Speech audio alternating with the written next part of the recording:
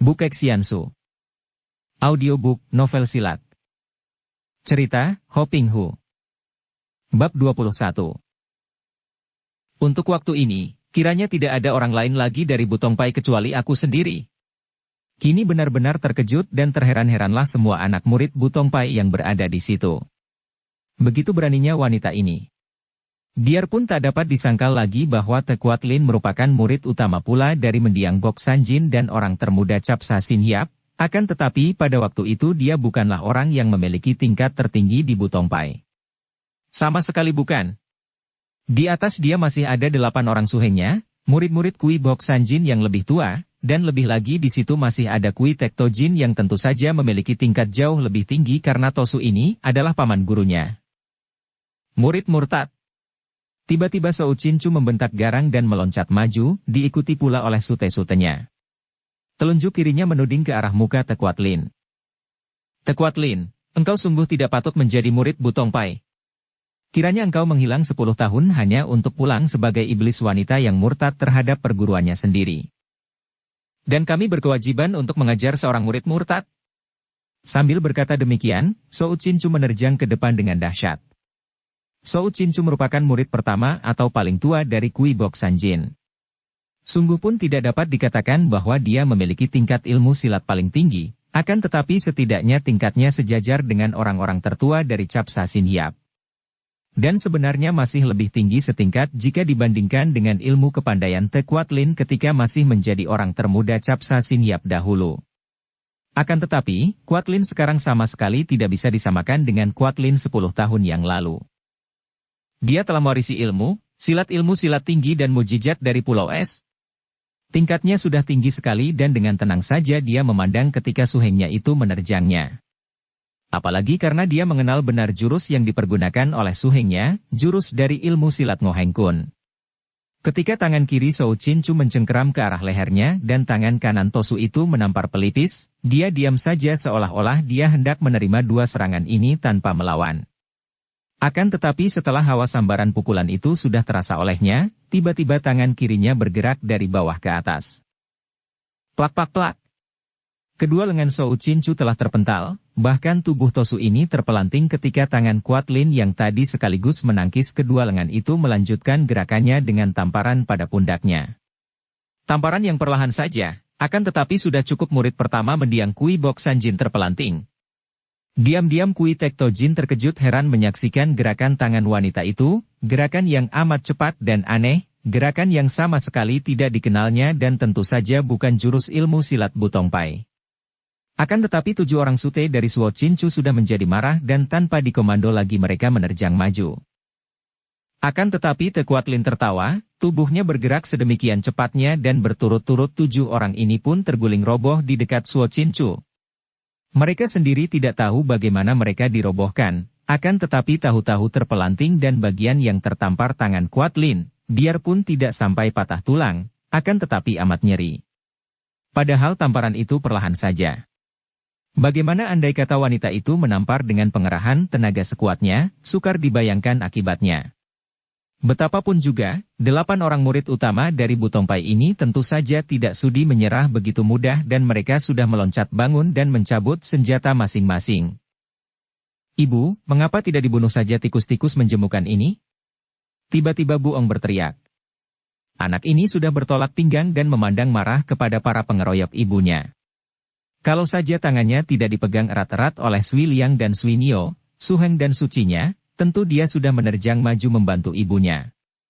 Akan tetapi memang sebelumnya, Sui Liang dan Sui Nio sudah dipesan oleh subo mereka untuk menjaga Bu Ong, dan terutama sekali mencegah bocah ini mencampuri urusannya dengan orang-orang Butong Pai. Kuat Lin tersenyum mengejek melihat 8 orang suhengnya itu mengeluarkan senjata. Apakah kalian ini sudah buta? Apakah para suheng tidak melihat bahwa tingkat kepandaianku jauh melebihi kalian, dan bahkan andai kata Suhu masih hidup, beliau sendiri tidak akan mampu menandingi aku. Keparat. Shou Chin Chu dan 7 orang sutenya menerjang maju, akan tetapi tiba-tiba Kui Tek Tojin berseru, tahan senjata. Mundur kalian. Mendengar teriakan ini, 8 orang ini serentak mundur mentaati perintah calon ketua mereka. Kui Tek Tojin melangkah maju menghampiri wanita yang tersenyum-senyum itu. Xiancai, kiranya engkau telah memiliki kepandaian tinggi maka berani menentang Bu Tongpai. Tekuat Lin, selama ini engkau telah mempelajari ilmu silat dari luar Bu Tongpai, tidak tahu dari perguruan manakah? Memang benar dugaanmu, Su Xiok, akan tetapi tidak perlu aku menceritakan kepada siapapun juga. Hei, Tosu Bao. Ibu adalah ratu dari Pulau Es, tahukah engkau? Bu Ong. Kuat Lin membentak putranya, akan tetapi anak itu sudah terlanjur bicara dan bukan main kagetnya Kui Tek Tojin dan para anak murid Bu Tongpai mendengar ini. Pulau Es hanya disebut-sebut dalam dongeng saja, dan memang nama besar tokoh Pangeran Han Tiong dari Pulau Es amat terkenal di dunia Kang Ou. Timbul keraguan di dalam hati Kui Tek Tojin, akan tetapi karena wanita di hadapannya itu juga merupakan anak murid Bu Tongpai, maka dia menekan perasaannya dan berkata, Tekuat Lin, kalau engkau masih mengaku sebagai murid Bu Tongpai, betapapun tinggi ilmu kepandaianmu, engkau harus tunduk kepada pimpinan Bu Tongpai. Sebaliknya, kalau engkau sudah mempelajari ilmu silat dari golongan lain dan tidak lagi merasa sebagai orang Bu Tongpai, engkau tidak berhak mencampuri urusan dalam dari Bu Tongpai. Kuat Lin tersenyum mengejek. Su Xiok, tidak perlu kupungkiri lagi bahwa aku telah mempelajari ilmu silat dari golongan lain dan tingkat kepandaianku menjadi jauh lebih tinggi daripada semua tokoh Bu Tongpai. Akan tetapi aku bukan saja masih mengaku orang Bu Tongpai, bahkan ingin memimpin Bu Tongpai menjadi perkumpulan terkuat di dunia. Akan kuperbaiki dan kupertinggi mutu ilmu silat Bu Tongpai agar tidak ada lagi golongan lain yang berani memandang rendah Bu Tongpai. Apalagi menghina anak murid Bu Tongpai seperti yang terjadi kepada Capsa Sinhiap 10 tahun yang lalu. Kalau begitu, Pinto sebagai calon ketua Bu Tongpai, terpaksa melarang dan menentang kehendakmu, Tekuat Lin. Dengan cara bagaimana kau hendak menentangku, Su Xiok? Dengan mempertaruhkan nyawaku. Kehormatan Bu Tongpai lebih penting daripada nyawa seorang ketuanya. Majulah dan mari kita putuskan persoalan ini dengan kepandaian kita. Tekuat Lin tersenyum. Su Xiok, betapapun mudahnya bagiku membunuhmu, membunuh para suheng dan membunuh semua orang yang menentangku. Akan tetapi, aku bahkan ingin menolong kalian, ingin mengangkat nama Bu Tongpai, maka biarlah aku hanya akan mengalahkan Su Xiok tanpa membunuhmu. Ucapan ini malah merupakan penghinaan yang luar biasa sekali, karena mengalahkan lawan tanpa membunuhnya merupakan hal yang amat sukar dan hanya dapat dilakukan oleh orang yang memiliki tingkat kepandaian yang jauh lebih tinggi dari lawannya. Merah muka Tosu tua itu. Dia dipandang rendah oleh murid keponakannya sendiri. Bukan hanya itu saja. Dia sebagai orang tertua dari Bu Tongpai, sebagai calon ketua Bu Tongpai, dihina oleh seorang anggota muda Bu Tongpai. Oleh karena itu, Tosu tua ini mengambil keputusan untuk mengadu nyawa dengan wanita yang kini dipandangnya bukan sebagai anggota Bu Tongpai lagi, melainkan sebagai seorang musuh yang hendak mengacau Bu Tongpai. Tekuat Lin sebagai seorang ketua Bu Tongpai, Pinto menyediakan nyawa untuk mempertahankan kehormatan Bu Tongpai terhadap siapapun juga, dan saat ini Pinto akan mempertahankannya terhadap engkau. Majulah. Sambil berkata demikian Tosu tua berjenggot lebat ini meloncat ke depan, tongkatnya di tangan kanan dan ujung lengan bajunya melambai panjang. Kuat Lin mengenal tongkat itu. Tongkat kayu cendana yang harum dan menghitam saking tuanya, tongkat yang menjadi tongkat pusaka para ketua Bu Tongpai sejak dahulu. Dia maklum pula bahwa tongkat itu hanya sebagai lambang kedudukan ketua belaka, namun dalam hal ilmu silat bersenjata, ujung lengan baju kakek itu jauh lebih berbahaya daripada tongkatnya. Dia dapat menduga bahwa tentu kakek ini sudah memiliki tingkat tertinggi dari Bu Tongpai, dan telah memiliki sinkang yang amat kuat sehingga kedua ujung lengan bajunya dapat dipergunakan sebagai senjata ampuh yang dapat menghadapi senjata apapun juga dari lawan. Dapat dibikin kaku keras seperti besi dan lemah seperti ujung cambuk yang dapat melakukan totokan-totokan maut ke seluruh jalan darah di tubuh lawan. Karena itu, dia tidak berani memandang rendah. Cepat dia mengeluarkan pekik melengking, dan tubuhnya sudah bergerak maju, tangan kanannya melakukan pukulan dorongan dengan telapak tangan sambil mengerahkan tenaga sinkang Swat Im Sin Jiu. Hawa yang amat dingin menghembus ke depan menyerang kakek itu. Swat Im Sin Jiu adalah tenaga dalam inti salju yang dilatihnya di Pulau Es, kekuatannya dahsyat bukan main karena hawa yang menyambar ini mengandung tenaga sakti yang mendatangkan rasa dingin. Xiancai. Tosu itu berseru kaget ketika merasa betapa hawa yang menyambar dari depan amat dinginnya, membuat tangannya ketika mendorong kembali terasa membeku. Maka dia lalu menggerakkan tongkat di tangan kanannya, mengambil keuntungan dari ukuran tongkat yang panjang, menghantam ke arah kepala wanita itu dari samping. Wut! Plak! Dengan berani sekali Swatlin menggunakan tangan kiri yang dibuka untuk memapaki sambaran tongkat dari samping, terus mencengkram tongkat itu dan mengerahkan sinkang, menyalurkannya lewat getaran tongkat dan kembali Tosu itu berseru kaget ketika merasa betapa lengan kanannya yang memegang tongkat terasa dingin dan lumpuh. Kesempatan baik ini, dalam 1 detik pada saat lawan masih terkejut dan belum sempat mengerahkan sinkang, dipergunakan oleh Quatlin dengan jalan menarik ke bawah, bergulingan ke depan dan menghantam ke arah lawan dengan tangan kanannya, kini menggerakkan tenaga sinkang yang berhawa panas. Oh! Kui Tektojin berteriak, cepat meloncat ke belakang dan tentu saja tongkatnya dapat dirampas.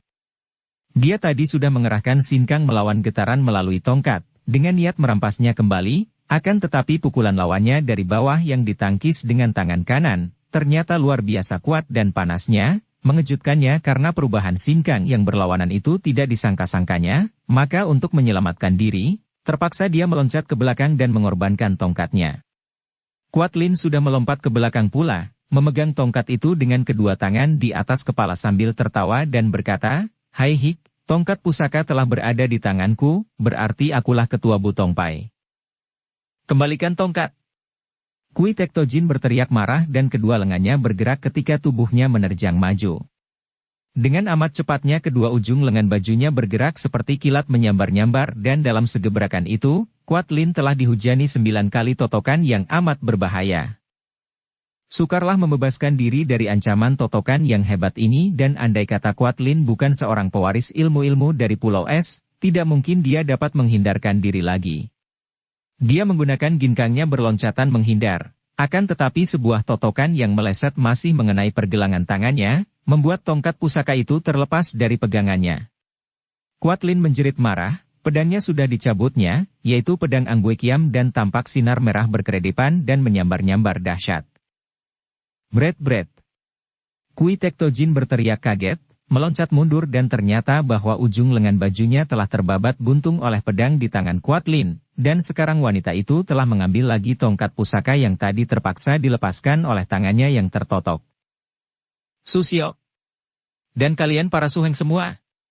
Kalau kalian mendesak, terpaksa aku akan mematahkan tongkat pusaka ini kemudian membunuh kalian dan merampas Butong Pai dengan kekerasan. Dia mengangkat tongkat itu tinggi-tinggi. Aku hanya menuntut hak seorang murid Butong Pai yang memiliki tingkat tinggi dan memegang tongkat wasiat itu, hak menjadi ketua dengan niat untuk mempertinggi tingkat Butong Pai. 8 orang suheng itu masih penasaran dan mereka hendak menyerbu ke depan, akan tetapi Kui Tektojin mengangkat tangan ke atas dan berkata, "Mundurlah kalian." Dia benar, kita tidak boleh melawan pemegang tongkat pusaka. Kemudian dia berkata kepada Quatlin, "Baiklah, melihat tongkat pusaka di tanganmu, kami tidak akan melawan. Akan tetapi, betapapun juga kami tidak dapat menerima engkau menjadi ketua kami dan kami harap engkau tidak memaksa anak murid Butong Pai yang tidak mau tunduk kepadamu dan meninggalkan tempat ini." Quatlin tersenyum. Memang bukan kehendaknya untuk memusuhi anak murid Butong Pai. Dia tidak membenci Butong Pai, melainkan hendak mencarikan kemuliaan bagi puteranya dengan perantaraan sebuah perkumpulan besar dan dia akan mengusahakan agar Butong Pai menjadi sebuah perkumpulan yang paling kuat dan paling besar. "Terserah kepadamu, Susiok." Dia lalu memandang ke sekeliling, kepada para anak murid Butong Pai, "Hai, semua anggota dan murid Butong Pai, dengarlah baik-baik. Betapapun juga aku adalah murid Butong Pai sejak kecil, dan di dalam sepak terjang Cap Sasin Hiap. Kalian juga sudah tahu betapa aku dan para suheng telah menjunjung tinggi nama Butong Pai dan aku ingin menyebarkan ilmuku kepada kalian semua agar kalian menjadi orang-orang yang lihai dan Butong Pai menjadi perkumpulan yang paling kuat di dunia ini. Terserah kepada kalian apakah hendak bersetia kepada nama Butong Pai dan menjadi murid-muridku, ataukah hendak bersetia kepada Tosu Kui Tektojin dan 8 orang suhengku ini yang hendak membelakangi Butong Pai." Berisiklah keadaan di situ setelah Quatlin mengeluarkan kata-kata ini. Para anak murid Butong Pai saling bicara sendiri, saling berbantahan dan akhirnya hanya ada 20 orang termasuk Kui Tektojin yang meninggalkan tempat itu, menuruni bukit dan memasuki sebuah hutan di kaki bukit yang dipilih oleh Kui Tektojin untuk menjadi tempat tinggal mereka sementara waktu sambil menanti perkembangan selanjutnya. Sisanya semua suka mengangkat Quatlin menjadi ketua mereka setelah mereka tadi menyaksikan betapa lihainya Quatlin dan mereka semua ingin memperoleh bagian pelajaran ilmu silat yang tinggi. Demikianlah, mulai hari itu, Quatlin menjadi ketua yang baru dari Butongpai yang dipimpinnya dengan gaya dan bentuk yang baru pula. Dengan harta benda berupa emas permata yang amat mahal, yang didapatkan dan dilarikannya dari Pulau Es, dia membangun markas Butongpai menjadi bangunan yang megah, mewah dan kuat. Bahkan dalam keinginan hatinya untuk lekas-lekas melihat Butongpai menjadi perkumpulan yang kuat dan banyak anggotanya, dia menerima anggota-anggota baru. Anggota baru diterima dari golongan apapun juga. Syaratnya hanya satu bahwa mereka itu haruslah memiliki kepandaian yang sampai pada tingkat tertentu, dan bersumpah setia sampai mati kepada Butongpai. Karena mendengar bahwa ketua Butongpai yang baru adalah seorang wanita yang cantik yang memiliki kesaktian hebat, juga amat kaya raya, maka banyaklah orang-orang Kangou dan golongan kaum sesat yang tadinya hidup sebagai perampok dan bajak-bajak yang tidak tertentu penghasilannya, berdatanganlah dan masuk menjadi anggota Butongpai. Mulai pulalah Quatlin mengatur dan merencanakan cita-citanya untuk putranya. Dengan kerjasama antara dia dan para anggota baru yang berpengalaman mulailah dia diam-diam mengadakan kontak dan mencari kesempatan untuk menghubungi para pembesar tinggi yang merupakan kekuatan rahasia untuk memberontak terhadap kaisar. Inilah cita-cita Quatlin. Dia pernah menjadi ratu, menjadi istri seorang raja, biarpun hanya raja kecil yang menguasai kerajaan Pulau Es. Karena itu, dia menganggap bahwa putranya, Han Buong, adalah seorang pangeran. Seorang pangeran haruslah bercita-cita menjadi raja. Bukan raja kecil yang hanya menguasai sebuah pulau, melainkan raja besar. Dan satu-satunya jalan untuk dapat mencapai ini, hanyalah menggulingkan kaisar sehingga kelak ada kesempatan bagi putranya untuk menjadi kaisar. Tentu saja untuk memberontak sendiri dengan mengandalkan kekuatan Butongpai merupakan hal yang tak masuk di akal dan hanya merupakan bunuh diri, maka dia mencari kesempatan mengadakan kontak dengan para pembesar tinggi yang berambisi seperti dia sehingga mungkin bagi mereka untuk menggunakan bala tentara yang dapat dikuasai untuk mencapai cita-cita mereka itu. Memang sesungguhnya lah bahwa kemuliaan duniawi atau alam benda merupakan keadaan yang amat berbahaya. Tak dapat disangkal pula bahwa hidup memang memerlukan kebendaan sebagai pelengkap dan pelangsung hidup, dan amat baiklah kalau orang dapat menggunakan keduniawian itu pada tempat sebenarnya. Akan tetapi, akan celakalah dan hanya akan menimbulkan malapetaka bagi diri sendiri dan bagi orang lain kalau manusia sudah dikuasai oleh duniawi yang merupakan harta benda, kedudukan, nama besar, kepandaian dan lain-lain sebagainya. Alam kebendaan ini mempunyai sifat seperti arak. Diminum dengan kesadaran dan pengertian akan menjadi obat, tapi di lain saat dalam keadaan lalai akan menjadi minuman yang memabukkan. Dan sekali orang mabok oleh duniawi, akan timbullah perbuatan sombong, sewenang-wenang, dan lupa segala. Yang ada hanyalah keinginan memenuhi segala kehendaknya dengan cara apapun juga tanpa mengharamkan dengan segala cara. Demikian pula terjadi dengan Quatlin. Dahulu, belasan tahun yang lalu, Quatlin merupakan seorang pendekar wanita yang gagah perkasa menentang kejahatan yang gigih sehingga namanya bersama 12 orang suhengnya sebagai Capsa Sinhiap amatlah terkenal. Akan tetapi setelah malapetaka menimpa Capsa Sinhiap, dendam menaburkan bibit yang merubah seluruh pandangan hidupnya.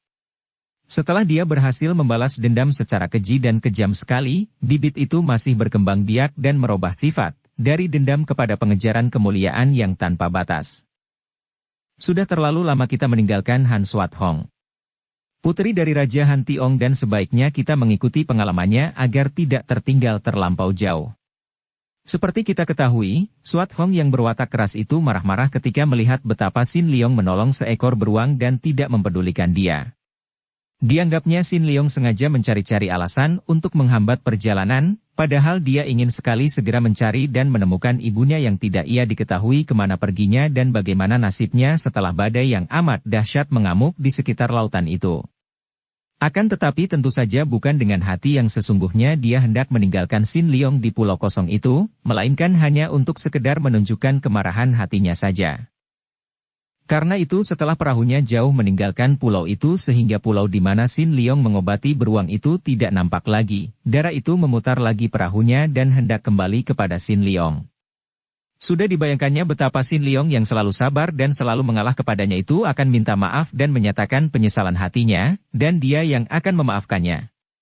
Saat-saat seperti itu mendatangkan keharuan, kebanggaan dan kemenangan di dalam hatinya. Betapa bingung dan kagetnya ketika kemudian dia mendapat kenyataan bahwa dia tersesat jalan dan tidak tahu lagi di mana dia meninggalkan Sin Leong tadi. Demikian banyaknya pulau yang sama bentuknya di lautan itu, banyak sekali bongkahan es yang datang dan pergi seperti hidup saja. Setelah berputar-putar tanpa hasil dan yakin bahwa dia berada makin jauh dari tempat di mana Sin Leong berada, setelah berteriak-teriak memanggil dengan pengerahan hikang tanpa ada jawabannya dan memutar perahu keluar dari daerah penuh pulau kecil yang membingungkan itu. Biarlah, dia akan pergi saja melanjutkan perjalanan seorang diri mencari ibunya. Dia merasa yakin bahwa suhengnya itu tentu akan dapat menyelamatkan diri. Suhengnya memiliki ilmu kepandaian yang amat tinggi. Suat Hong tidak tahu bahwa perahunya menuju ke selatan, bukan menuju ke daerah pulau es lagi. Namun karena maksudnya untuk mencari ibunya, darah ini seolah-olah berlayar tanpa tujuan dan membiarkan saja kemana perahu yang terdorong angin itu membawanya. Pada suatu hari, tampaklah olehnya garis hitam di sebelah kanan, masih jauh sekali, akan tetapi dengan girang dia dapat mengenal bahwa garis hitam yang amat panjang membujur dari kanan kiri itu adalah sebuah daratan yang agaknya tiada bertepi. Itulah daratan besar, pikirnya dengan girang dan dia segera membelokkan perahunya menuju ke garis hitam itu. Ketika perahunya sudah tiba di dekat pantai yang sunyi, dia melihat ada sebuah perahu lain yang meluncur cepat dari sebelah kirinya. Perahu kecil dan yang berada di perahu itu seorang laki-laki muda yang kelihatannya gagah dan tampan. Pemuda itu pun memandang kepadanya sehingga dua pasang mata saling pandang sejenak. Akan tetapi Suat Hong membuang muka dan tidak mempedulikan orang yang tidak dikenalnya itu, terus saja mendayung perahunya ke tepi. Begitu perahunya mendekati daratan, dia lalu meloncat ke daratan, tidak menghiraukan perahunya lagi. Memang dia tidak berpikir untuk kembali ke tempat itu dan berperahu lagi. Untuk apa berlayar? Pulau es sudah kosong. Dia akan mencari ibunya di daratan besar, karena kalau ibunya berada di suatu pulau, agaknya tentu tidak akan dapat terlepas dari amukan badai yang dahsyat itu. Kalau ibu berada di daratan besar, dan ini mungkin saja terjadi, barulah ada harapan bahwa ibunya masih hidup dapat bertemu dengannya.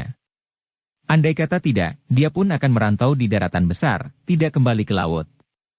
Dan dia tahu bahwa demikian pula agaknya pendapat suhengnya karena sebelum berpisah mereka sudah membicarakan hal ini berkali-kali. Nenek moyangnya yang selama ini menjadi raja di Pulau Es juga berasal dari daratan besar.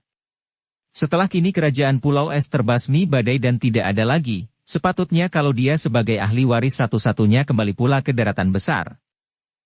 Hei! Nona! Tunggu! Suat Hong mengerutkan alisnya dan berhenti melangkahkan kakinya, membalik dan melihat betapa pemuda yang berada di dalam perahu tadi sudah menambatkan perahunya dan juga perahu yang ditinggalkannya meloncat tadi, di pantai. Kini pemuda itu berlari mengejarnya.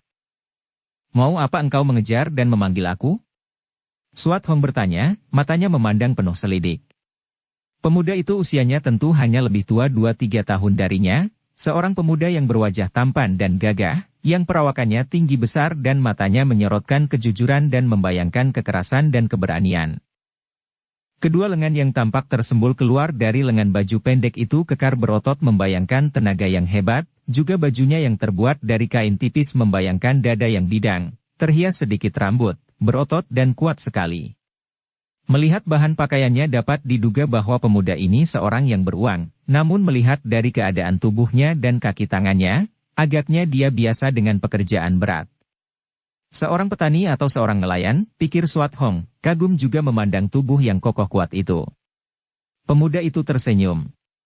Senyumnya lebar memperlihatkan deretan gigi yang kokoh kuat pula, senyum terbuka seorang yang berwatak jujur dan bersahaja. Akan tetapi sikapnya ketika mengangkat kedua tangan di depan dada sebagai penghormatan, membuktikan bahwa dia pernah makan sekolahan, alias terpelajar, terbukti pula dari kata-katanya yang biarpun ringkas dan singkat akan tetapi tetap sopan. Maafkanlah, Nona meninggalkan perahu begitu saja, aku merasa sayang dan membantu meminggirkannya. Melihat gerakan Nona ketika meloncat, jelas bahwa Nona berkepandaian tinggi. Aku ingin sekali belajar kenal. Suat Hong mengerutkan alisnya. Hatinya sedang tidak senang, karena selain kegagalannya mencari ibu, juga perpisahannya dengan Sin Leong setidaknya mendatangkan rasa gelisah di hatinya. Kini ada pemuda yang amat lancang ingin belajar kenal, sungguh menggemaskan. Aku tidak membutuhkan perahu itu lagi, dan aku tidak peduli apakah kau meminggirkannya atau hendak memilikinya, aku tidak minta bantuanmu. Tentang belajar kenal biasanya hanya pedang, kepalan tangan dan tendangan kaki saja yang mau belajar kenal dengan orang asing lancang. Sepasang mata lebar itu terbelalak seolah-olah memandang sesuatu yang amat aneh, namun membayangkan kekaguman yang luar biasa. Dan memang, di luar dugaan Swat Hong sendiri, sikap dan kata-katanya tadi mendatangkan rasa kagum yang amat besar di dalam hati pemuda ini. Bersambung ke bab 22.